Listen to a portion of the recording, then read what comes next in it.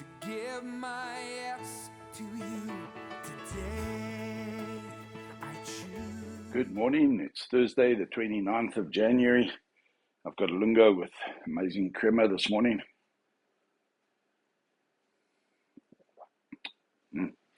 If you have your Bibles, turn to 1 Peter 5 verse 13. 1 Petrus 5 verse 13.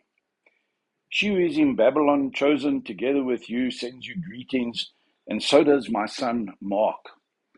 I want you to just hear that word, the name Mark, this morning. And remember, this is Peter writing. John Mark is the author of Mark's Gospel, and he was also the one who went with Barnabas and Paul on the first missionary journey. And at Pamphylia, he'd had enough. He was young, he was inexperienced, he couldn't handle the rigors of the journey, and he abandons them, he leaves them, and he goes back home. And later on, Barnabas wants to take him on a secondary missionary journey, and Paul says, no ways, this guy dropped us the last time, I'm not going with him. And anyway, 2 missionary journeys take place. Barnabas and Paul go on to Cyprus, and Barnabas and Mark go on to Cyprus, and Paul goes on his second missionary journey. Failure, rejected, not accepted, messed up. And Barnabas, the son of encouragement, spends time with him. He eventually leaves him with Peter, and Peter, who knows about messing up and rejecting Christ after having said he'd stand and defend him and being given a second chance. He knew all about second chances. He knew all about messing up. And it's interesting that Peter writes here at the end of his letter, and he says, I bring you greetings, and so does my son, Mark, my son in the faith, my son who messed up big time, and the officials, the leaders in this new church didn't want to take him under their wing, didn't want to give him an opportunity to go on another missionary journey. But Peter affirms him and calls him my son. And he brings greetings from my son. And having spent time with Peter, he writes the whole of the Gospel of Mark. Why am I sharing this with you?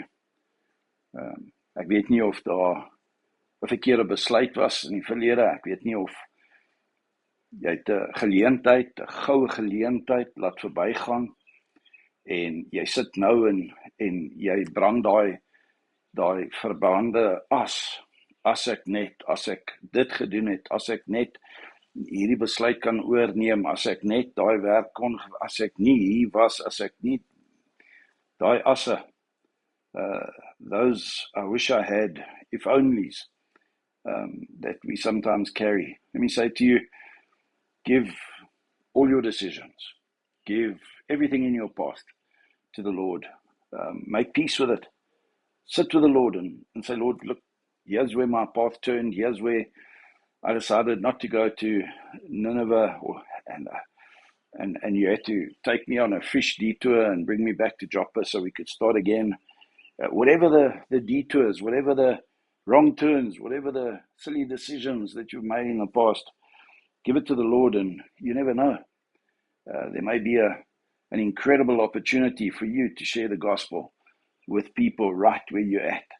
And the Lord might be working His grace into your life and bringing you to a point of second chance.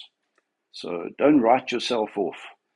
Make sure that you've got faith, hope, and love, and put your faith in God so that He can restore your hope for a better tomorrow and a better even today, so that you can be used to spread His love and know His love in your own heart.